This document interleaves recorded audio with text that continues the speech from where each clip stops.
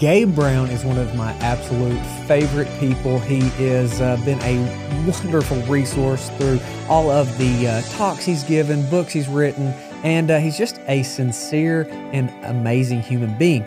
When that comes together with something as important as regenerative agriculture and the passion he has for it, he's somebody that I don't know that we can hear enough from.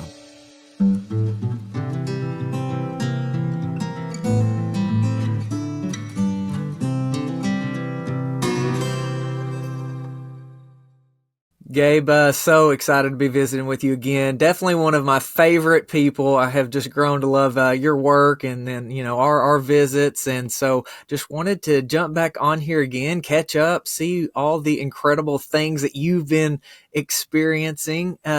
So Ray was on a while back and he had to reschedule last minute for an emergency trip to Paraguay. So it sounds like y'all are going all over. So what's up? What's going on? What's the latest with Understanding Ag? So, well, thank you. It's great to be on, Logan. Always good to be with you. Understanding Ag continues to grow by leaps and bounds in ways that we never would have envisioned.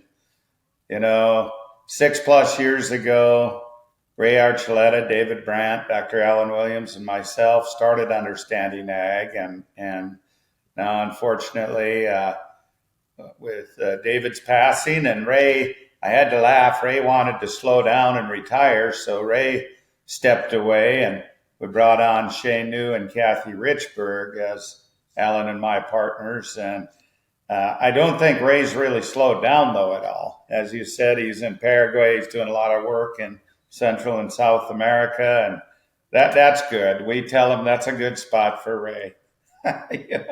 Let's put Ray down there educating everyone in Spanish and Portuguese and everything else. So good place for Ray, but Understanding Ag itself has continued to expand. We're consulting on over 34 million acres across North America and in England and Ireland now. Just previous to coming on with you, was on with a company that does a lot of work in Spain and the UK, and they're looking to engage us some work over there. And, I don't know. It seems to me we probably still have enough to do here in the States, but the interest is coming from all over the world, and that's a good thing. That's a beautiful thing. That's the mission and the message seems to really be going out there. One thing that stood out to me is somebody said that the messenger is as important as the message, and it's something that I hadn't really heard. And I started thinking, and I think that everybody I talk to has kind of this reverence for you, and they appreciate you. And that I think that this is a good testament because of what I believe is like your servant's heart. I think everybody I talk to just kind of lights up when they talk about Gabe. Why do you think that you have been so successful at getting that passion out there and that servant's heart? Well, that's kind of you to say, Logan, but I don't know. I tell people, Gabe Brown is a poor cattleman, even worse farmer, but I can grow soil. I'm pretty decent at growing soil, but the good Lord blessed me with a very big mouth and the ability to communicate. And you know my story. I really believe that I was put through, my family and I were put through those 4 years in order to share our message. And I was there. I think why I resonate and the message resonates is I was in the conventional mindset. I was a conventional farmer rancher for years until those 4 years of disasters. And those 4 years showed me, I'm truly blessed they happened. It showed me a different way. And I just happen to have a big enough mouth where I can talk to people, and I'm not afraid to stand in front of a group. And so I think the story resonates because all of us have had some tough times, and I think hearing that from somebody else simply resonates with people, and they can perhaps switch places with me. Most farmers and ranchers have been through some type of a weather event that impacted them negatively financially, and we've all been through personal health crisis, etc. And so we can relate, and it's simply about relating to people. Relating, man. I think another way is you deliver in a way that's not condescending and going out and just telling everybody they're wrong, right? Like you try to meet people where they are, and I think that's why understanding ag has really took off. Y'all go meet people where they are to help them from your experience, and it's beautiful. Yeah, and I give Ray Archuleta the credit for uh, really pushing us to add the sixth principle of context and how important context is, and that everyone's context is a little bit different. So the principles are the same, how to advance soil health, but the context of each individual farm, ranch, location, community, that's a little different. Each person's financial context is different. I tell people my financial context today is a lot different than it was at the end of those 4 years when we were 1.5 million in debt and, trying to crawl our way out of that hole. And you have to take people where they're at and understand, not everybody is going to have the financial context to be able to go change to no-till equipment. Not everyone has the location that you can graze livestock 365 days a year, for instance. Even though we can get really close, our context is a little bit different. And so you have to approach people where they're at. And oftentimes when we work with clients, all of us have a different aversion to risk.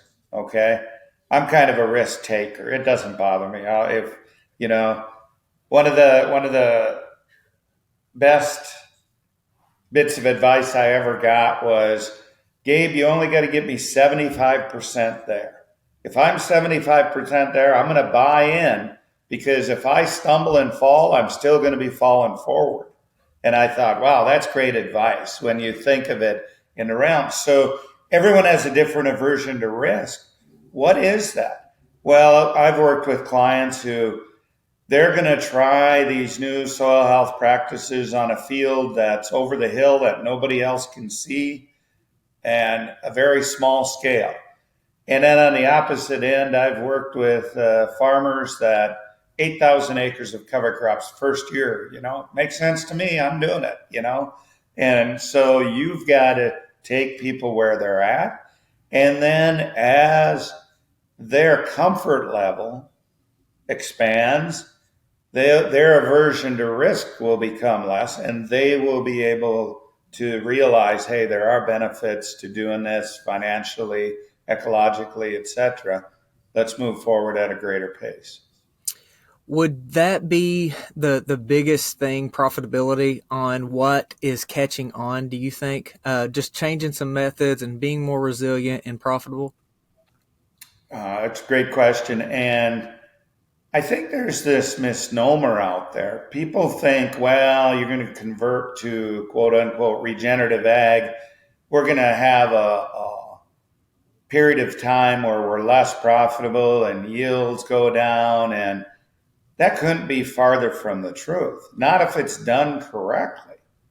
And I think this is one of the main reasons for the success of understanding ag is we take people where they're at and we increase their profitability very quickly. Nothing will get a farmer or rancher to change their mind more quickly than increased profit. And you know how the current production model works. It's all about, let's be involved in a government program and be very set in our rotations. And we know we can lock in through revenue insurance X amount of gross income. Well, okay, let's do that. Rather than, hey, let's step up the soil health principles, the rules of adaptive stewardship and be able to cut back on our inputs while increasing profitability. And I really think we have a major issue that's coming to fruition in production agriculture all over the world, in that we're trying to outproduce our environment. And every environment is a bit different. For me, I'll never forget, one of my aha moments was 2009. I was combining corn. My son Paul was away at college, and I was talking to him on the cell phone, and I was complaining a little bit about my corn yield. And he said, "Well, Dad, you're trying to outproduce our environment." And man, it was like, I'll never forget. I know the exact field I was at, I know the direction I was traveling. It was just one of those moments that, holy smokes, he's right. In North Dakota, okay, I get 10 to 12 inches of rainfall a year and another, 5 to 7 inches from snow. That's a pretty limited moisture environment. Now, I have hit over 200 bushels an acre dryland corn, but only once. Everything had to align. We had excess moisture that year. I can't expect it every year. So my point, Logan, is why would I go fertilize and add all the inputs, pushing for a 200 bushel yield, knowing that's not sustainable? I may grow it once in 30 or 40 years on my operation, but I'm going to burn through more carbon. We're going to be negative on our organic matter that year. It's going to have some negative impacts.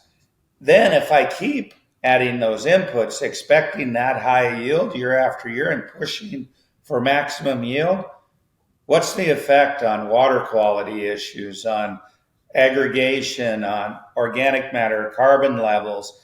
And what we're really seeing, because of this mentality of trying to outproduce our environment, we're seeing desertification take place.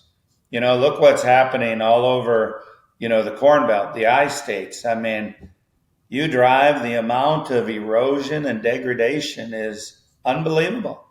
Yeah, they can grow 250, 300 bushel corn year after year, but at what cost?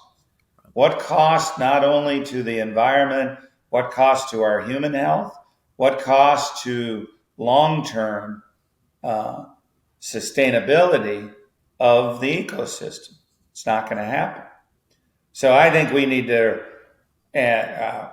roll things back a bit. And then the next question I'll often get asked, "Oh, but Gabe, that's not going to work. We got to feed the world." Well, first of all, we don't have to feed the world. The world needs to feed itself. Second of all is look at the amount of acres being farmed today. How many of those acres truly, really go for human consumption of food? Okay, very, very small percentage. So don't give me that crap about feeding the world. That's what it is. Yep. No, we need to grow nutrient-dense food, and then we need to focus also at the same time, how do we sustain this for mankind and all life on Earth for eons of time to come?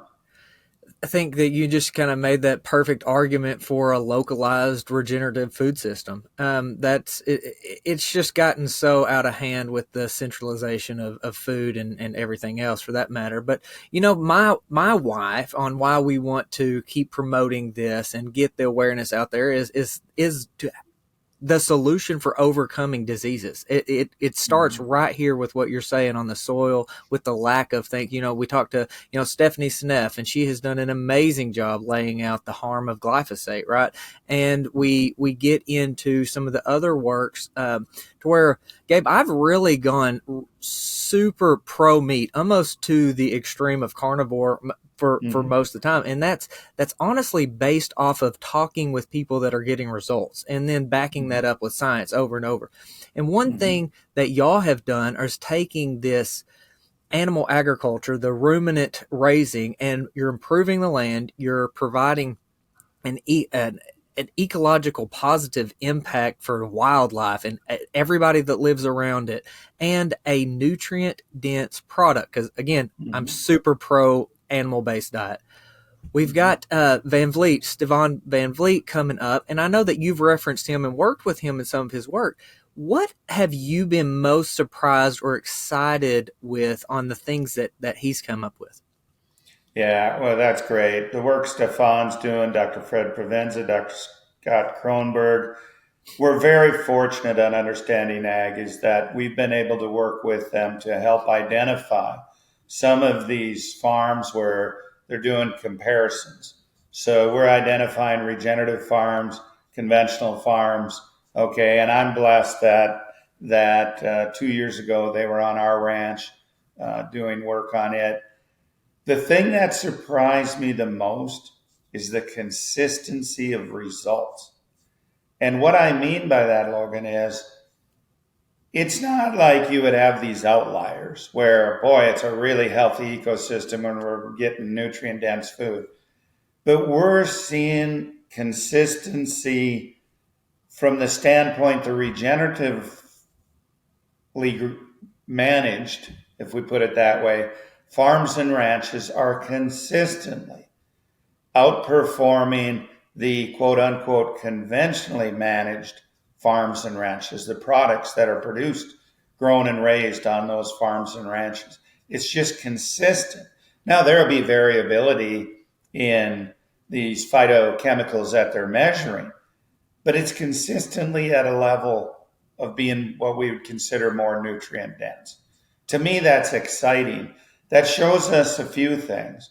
One, it's scary. It shows us just the negative impact mankind has had on our foods.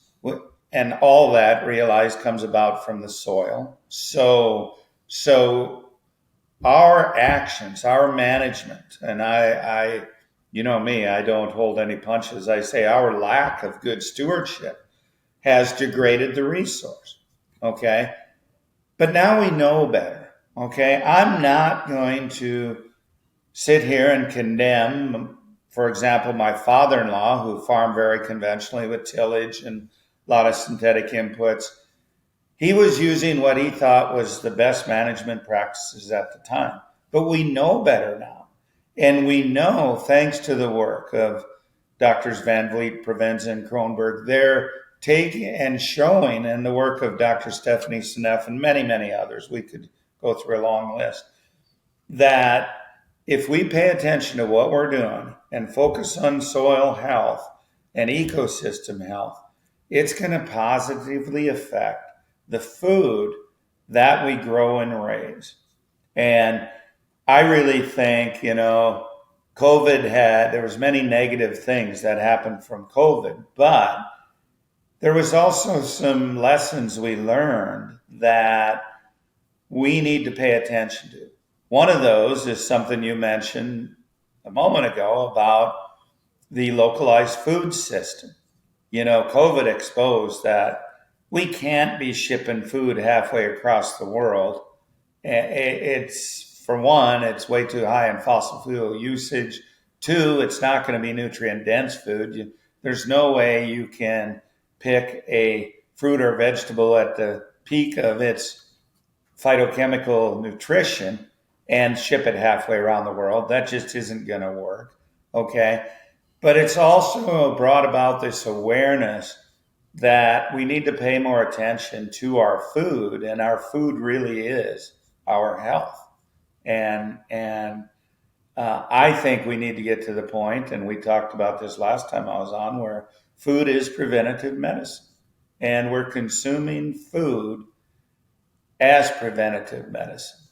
You know, healthcare costs have gone through the roof, putting it mildly. And look at that. I mean, it's not sustainable by society by any means. You know, uh, we need to get into the prevention mode, and the prevention lies in what we put in our mouth. Unfortunately, that we don't typically make a change until it hurts, though. For me, I don't know if I wouldn't have been faced with my son having cancer, if we definitely wouldn't be here having this conversation. And so, and you wouldn't have changed if you wouldn't have had the terrible Mm-hmm. storms and the Mm-hmm. loss. And so, like, it's almost, Gabe, it's almost disheartening a little bit that you don't want to see people suffer, but at the same time, people don't typically make a change, speaking for myself, until it Yep. hurts. And so I do struggle with that a little bit.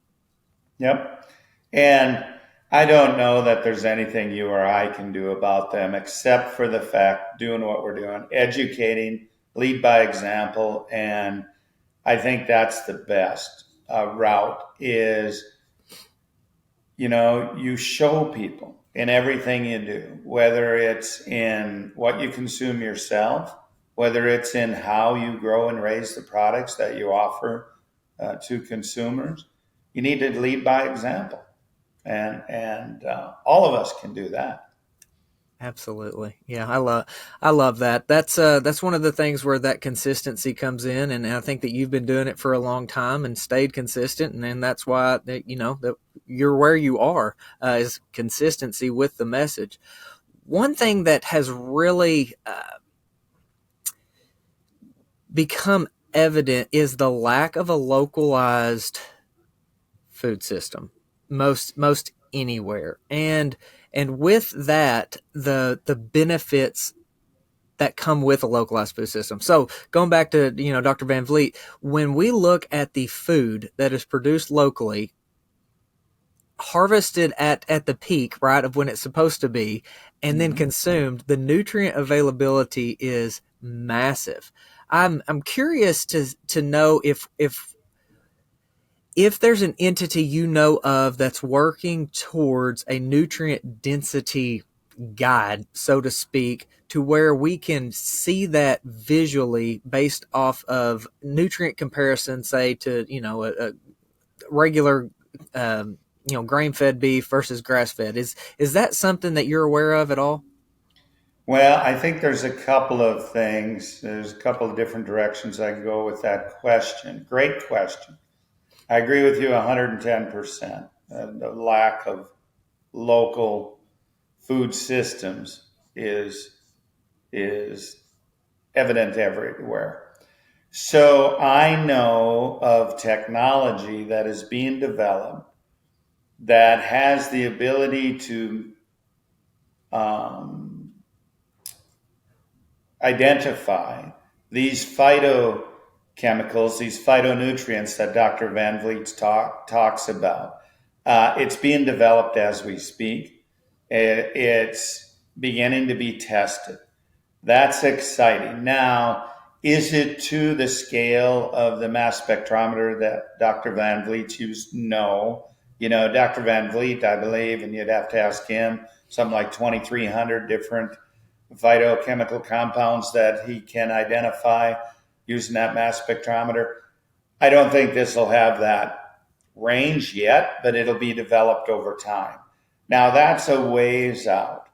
But what is occurring very quickly is regenerative verifications, such as Regenified, that are proving out the practices that are occurring on farms and ranches and then throughout the supply chain. Whole Foods adopted and Regenified's protocols and practices. Uh, the Food Safety Inspection Service with USDA approved Regenified's practices. It's the only approved certification for label at this point in time. And so you're going to start seeing more and more of these products that have that certified Regenified label.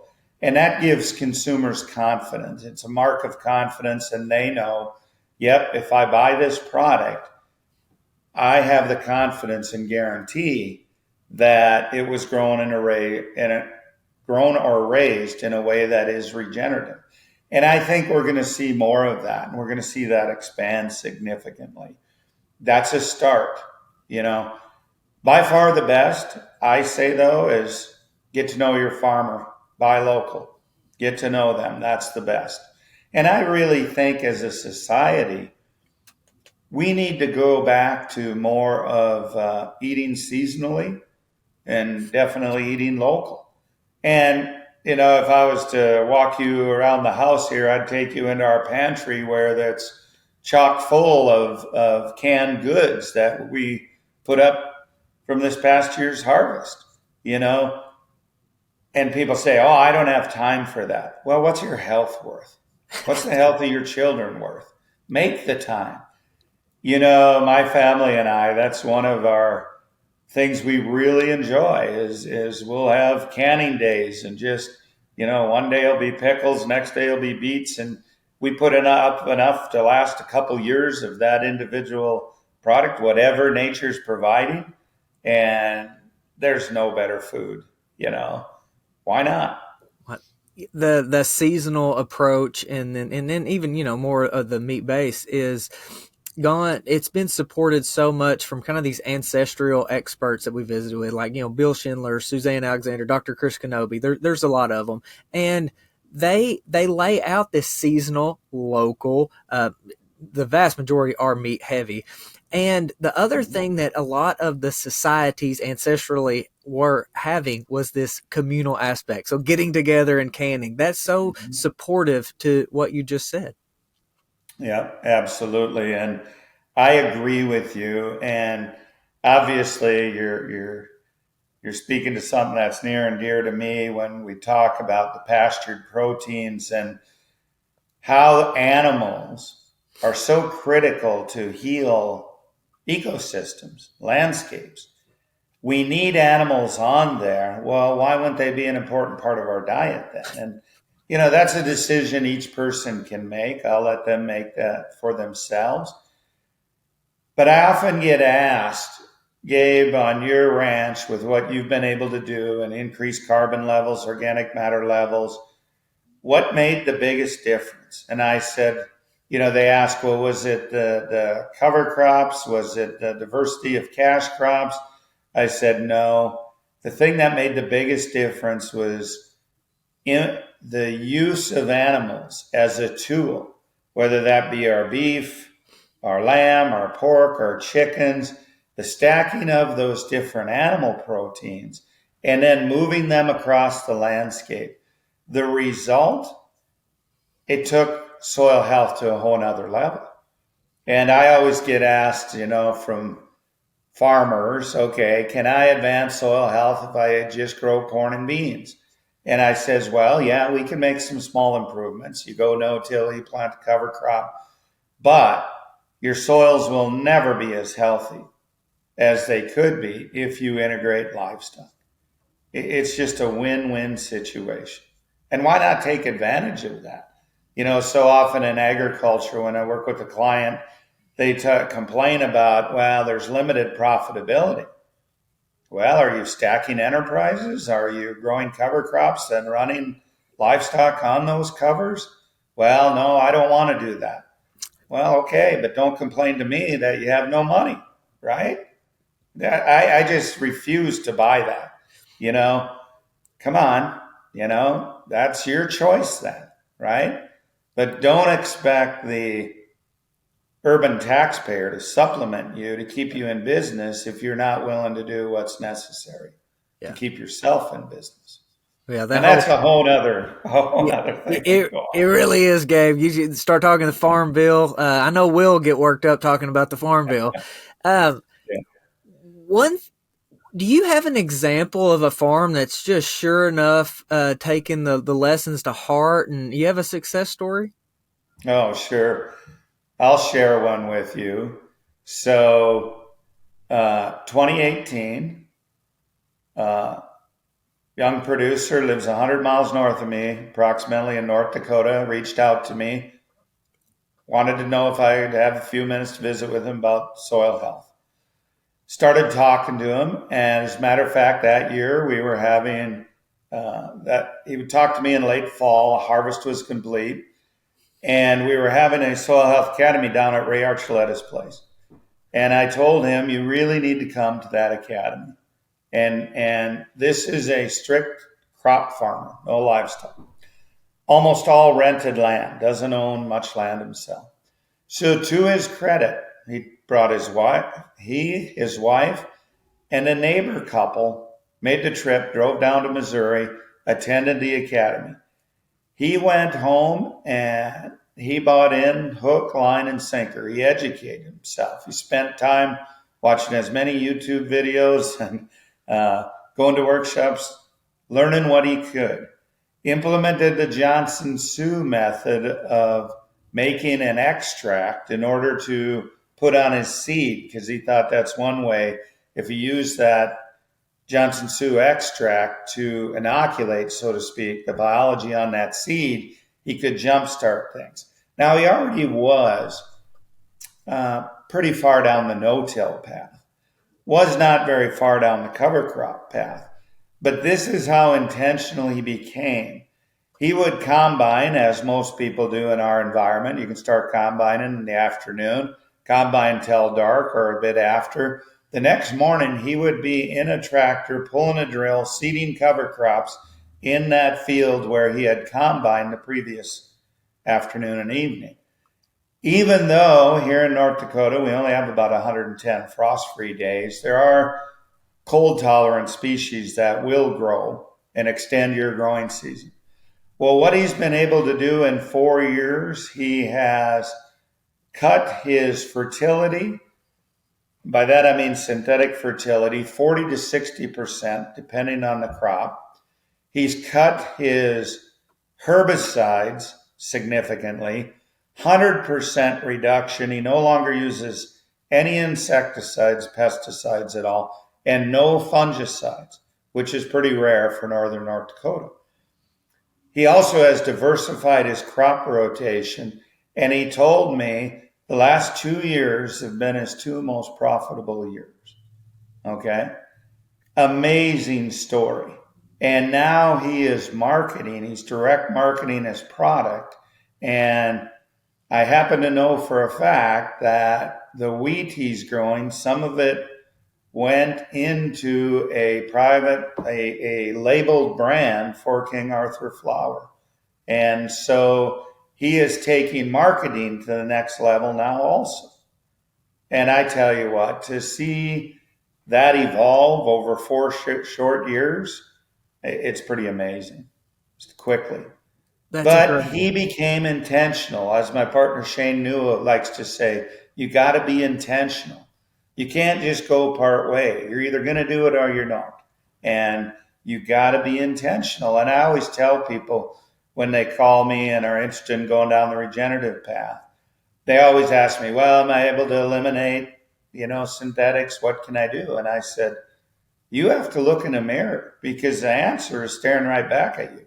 That's your choice. How intentional are you going to be? What are you willing to do? It's easy to make up excuses. I didn't get the rain. No, 90+% of it's on you. Okay. You need to be intentional and then you determine the outcomes. If your farm or ranch isn't what you want it to be, that's on you. That's on nobody else. It's on you. I think that accountability helps us make those changes that matter, right? Like when we always blame things outside of our control, it's never our fault. It's never up to us to make a change. So I like how you laid that out there. When we talked to Ray, he mentioned I asked him, if you were the Secretary of Ag for Arkansas, what would you do? And he kind of hem-hawed and said that basically cover the state, cover the land in something. So, you drive through Arkansas and it's bare a big part of the year. Cover the land. So why is that cover cropping so important? Yep. And it comes down, why do we have the 6 principles of soil health, 3 rules of adaptive stewardship? It's to drive the 4 ecosystem processes. And Alan Savory laid that out so well, those 4 ecosystem processes. And the first process is that of the energy cycle. And it's what we learned about back in grade school and junior high. It's photosynthesis, plants photosynthesizing, capturing sunlight. And you look at what's lacking today, and I've traveled extensively all all over North America and then several other foreign countries. It's the same everywhere. You have to intercept that sunlight with a living leaf. Living plant material has to intercept that sunlight. Photosynthesis occurs. All those different carbon molecules go, part of it go for growth in the plant, part of it translocated to the roots, exuded out to feed biology. And that's how you start aggregation. So that improves the water cycle, the nutrient cycle, biodiversity. Everything evolves around plants collecting sunlight. So I challenge farmers, ranchers all the time. Walk out into your crop field, into your pastures, wherever it may be. How much sunlight is hitting the soil? How much sunlight is not being intercepted by a leaf? That's where you got to start. It's that simple. So Ray's absolutely right, because everything ties into that. When, I mean, what you just said is basically the exact opposite of desertification, right? Like, Mm-hmm. that's just cover it. Like, that's what's happening, and why deserts continue to grow is a lack of plants, a lack of the moisture being retained there in the soil and Mm-hmm. improving it. So, Gabe, where I see kind of a little bit of a downside is in the regenerative localized food systems is margin, right? And that is, you either have to do direct market, which I feel like a lot of farmers are going to in that regenerative space, but having some sort of relationships with farmers markets, with restaurants, with some sort of value added on a a commerce scale, having that in there is very, very important to absorb the excess. So where do you see the support coming from first, maybe, for the regenerative farmers to kind of make sure that the whole wheel keeps going? I really think, great question. I really think there's major opportunities for what I would consider aggregators. You know, it's difficult for one operation to have the array and diversity that consumers want. Okay. And so, can't we have aggregators that who's got what coming in, bring them together, and then offer them not only to consumers, but I think we need to start with public school systems also, all school systems.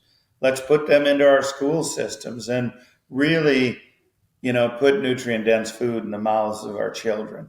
There's a lot of different ways that we can utilize the food that's being grown, help the individual farmers, but do it in a way that benefits all of them And and I society. partially, I ask that, self-serving too, because that's what I do. I own a farmers Mhm. market to where we aggregate. That's the whole thing. But there is a lot that goes into the aggregation and even the distribution, whether that's retail or to other. We work with all kinds of chefs and restaurants, and there's an education process there. There, how would you, as a farmer and being in so many different things, how would you best relate the need for that aggregation and to relay that value that comes in with the aggregating, distributing, marketing, and even the retail side for the farmer to fully grasp that that is a need and a value? Another good question. And I think this is one of the challenges, really, farmers and ranchers for centuries, you know, have bought at retail, sold at wholesale, and paid the freight both ways. And they're so used to such slim margins that they need to focus on business first. One of the things we work with a wide array of different clients, and farmers and ranchers, as a rule, and I know I'm going to catch static for saying this, but I'm going to say it anyway. Farmers and ranchers, as a rule, are excellent at producing things. You know, they can grow corn, they can raise beef animals, whatever the case may be, but they're terrible marketers, and they're not that good at business people. Their business sense, by and large, is not that good. So I think the way to approach it is from the standpoint of, okay, common ground for common good. How can we come together to help each other in a way that'll increase our profitability and provide the consumers with what they want, which is exactly what I think you're doing. Some of the best examples of success that we've had are partnering with more of these, family farms. They're not massive operations by any stretch, but we will commit to buying their entire harvest, whether that's a Mm-hmm. strawberry crop, a tomato crop, all the eggs they can produce, just kind of whatever that is. Mm-hmm. And it has gone over so well because they'll tell you, I don't want to go set up at a farmer's market on a Yeah. Saturday morning. I don't Yeah. want people coming to my house all the time to pick up onesies and twosies of stuff. So they're able to bring it all to us. As there's quality control, there's things in there, but they bring us the entire harvest of what they have for the day, and then Mm-hmm. we market it. We take it to Mm-hmm. the restaurants, or we have their chefs come to us, or we turn it into salsa, tomato sauce, or Mm-hmm. jams, jellies, whatever it needs to happen. But they don't have to do anything other than farm and bring it to us, and it has worked so well. So, do you see a need for maybe farmers market education, retail farming Yeah. education? Let me use this as to explain my answer. So back in like 2011, 2012, there was a number of us in the Bismarck Mandan community here in North Dakota who wanted to start a local food co-op. And so a lot of rounds, a lot of pushing, raised the money, um, rented the building, had money for operating. And the key in my mind to that was, I pushed it from the standpoint of how do we aggregate, just what we talked about? How do we focus on local, focus on eating seasonal, and uh, quite frankly, what happened then and played out was the fact that a series of managers were hired by the board of directors who all they wanted to try and do was compete with the Costco's and the natural grocers and the Walmarts. And I kept trying to tell them, you are going to drive this out of business in a hurry because you can't compete with them at a scale. There's no way price point you can compete. But you need to do it. You need to focus on the localness and the producers and tell their story. And people will support it. Well, I lost, and that food co-op closed this past year, and I think it's just an example of going down the wrong path. If that co-op, it had a commercial kitchen, served food, had everything in there, fully able to take those excess tomatoes, for instance, and as you said, make salsa, tomato sauce, whatever, could have done all that, marketed it there. The community, I believe, would have supported it. But instead, it became where 95% of the store was just the shelves were stocked with items bought off the truck that came around once a week rather than from local farmers. That's just a sure way to fail. And I think Yeah, that exemplifies what you said. it's a Yeah. completely different model, and I think that's Yeah. why the work of sharing these stories. Why is regenerative, a better option, or why is the food based off of Dr. Van Vliet's work? Like, why should that price command a Mm-hmm. premium versus, Mm-hmm. and as we scale and as we get more efficient, the price is going to come down to be Mm-hmm. comparable. And having price based off of nutrients, I guess is what I was getting at earlier. Yeah. Instead of price per pound, price per nutrient density. I don't think there's a comparison, Gabe. Yeah. Let me tell you something else. And this story was related to me just here recently. But there's a program going on in Oklahoma where, as they provide um, women, infants, children assistance for food, they have a program going on where they need to source that as regeneratively grown and raised food.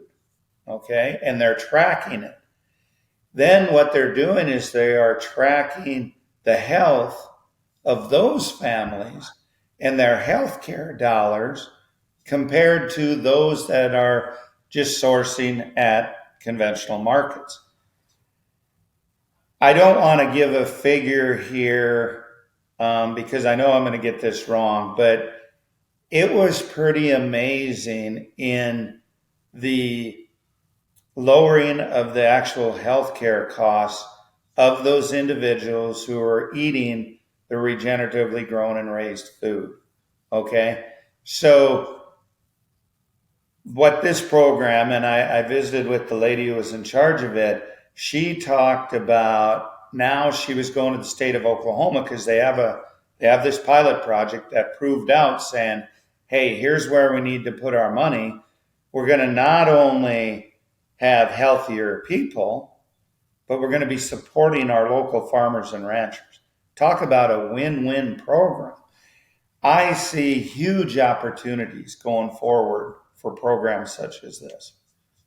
Yeah, I would like to get some more information on that. Lord, that's just right next to me. So when you say that, it brings back all the health side of that we work on. So it's honestly the reason agriculture is so important and it gets covered so much with what we do is because it directly supports health of what you just said. And so, there's Mm-hmm. been numerous studies in prisons and schools to where they've even just given vitamins and minerals and the behavior and the health and the Mm-hmm. compliance worth, it's kids not moving nonstop, it's bouncing around because they're nourished and their brains are nourished. And so that's just an example, kind of a means of an avenue to get that in there. And so that's the kind of stories that we gotta get out there, especially, as a parent. It's First of all, I have four. Parenting is ridiculously difficult, and I want to pull my hair out all the time. But there is a huge difference in the way that my children behave when they have eaten nourishing food, when they've been playing in the sunshine, when they've got those bare feet on the ground, when Mm-hmm. they are, in the optimal human condition, right? The behavior is night and day. And so I think as more people see that, you think ADHD is just at running rampant. You have the autism thing, and Dr. Sneff has dove into that deeply. It's all stinking goes back to nutrients and the lack of toxins, like that, and so we can change everything in win win win. Oh, absolutely. We have a healthcare crisis going on, not only in this country, but globally. And I contend it starts with the soil and it starts with our food and how our food is grown and raised. And I contend that most people today have no idea what nutrient dense food tastes like. They've ate food like substances their entire life, and what's the old saying, if your grandma wouldn't recognize what's on the label, it's not really food. And you look at Amen. these labels and what's on there, and it's like, why would you want to put that in your own mouth or your children's mouths? It shouldn't do that. We have to get back to food as preventative medicine. And focusing on the regenerative aspect and the localized, you almost force it to be healthier. So one thing that surprised me is actually a lot of the plant toxins that are in plants. And so this the defense chemicals that they protect themselves from bugs, from being Mhm. eating at the wrong time. And so one thing that Dr. Anthony Chafee told me was with a tomato, that the tomato has all kinds of toxins in it to keep it from getting eaten. But right there, as it ripens, vines ripen, the plant pulls out these toxins. That way it will be eaten. So its seeds will be Mm-hmm. distributed, the life cycle of the plant. And so it is impossible for that scenario to play out in the conventional model because they're going to be picked green. They're going to be shipped across the country. They're going to be stored. Then they're going to ripen up. So there has been no ability for the plant to pull out these Yep. toxins. So Yep. we are eating a completely different tomato when we get it off of a grocery store shelf versus Yep. getting it right out of your garden. And Yep. that's a fact. It reminds me of a client of mine in Washington State, very large apple grower, and I was out there during his operation. He said, "Gabe, this just bores me."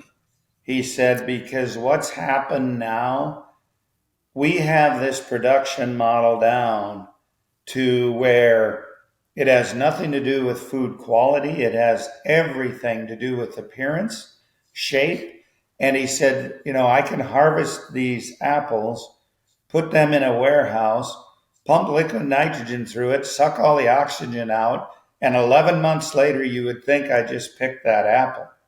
But he said, knowing what I know, you can tell there's not much nutrients in that apple. Yeah. And isn't it sad that's what we've come to today? That's what our food production model is.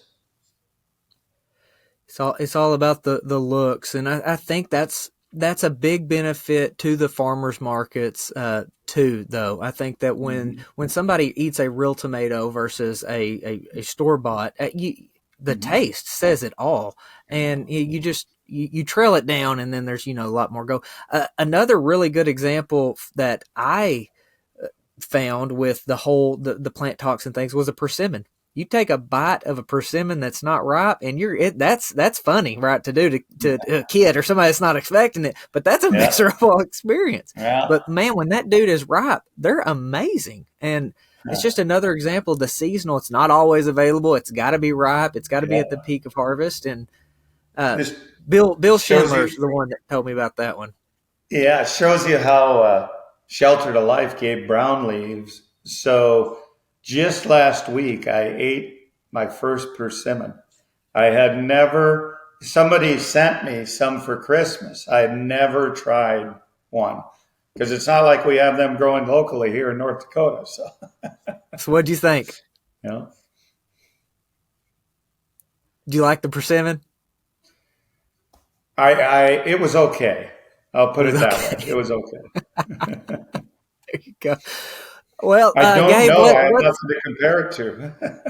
that's well, I can guarantee you when they're green, it's an experience that is not pleasant. So, what's next for you, my friend? What's 2024 going to be like?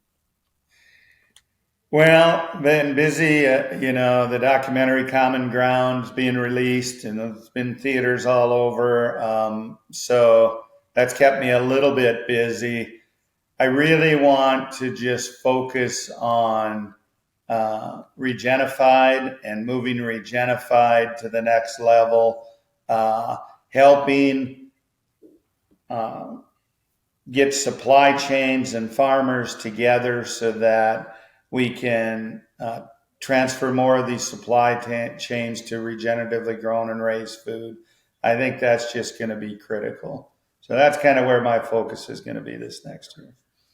Well, let me know what I can do to help. That supply chain and the front end, I guess, so to speak, is my world, my day job at least. So the only thing that I feel like the solution is exactly what you said on the don't feed the world, feed your neighbors, feed yourself. So this Yeah. localized regenerative food system that's replicatable everywhere, the farming, methodology is replicatable anywhere. I think that a methodology for localized food, I think that's so Yep. important. So you got an ally in me, brother. Wow. Thanks, Logan. Always great to visit with you. Likewise. And we will visit soon. All right. Thank you. Thank you for joining us on Sowing Prosperity. Be sure to follow along across the social media platforms, including YouTube, and be sure to go to sowingprosperity.com.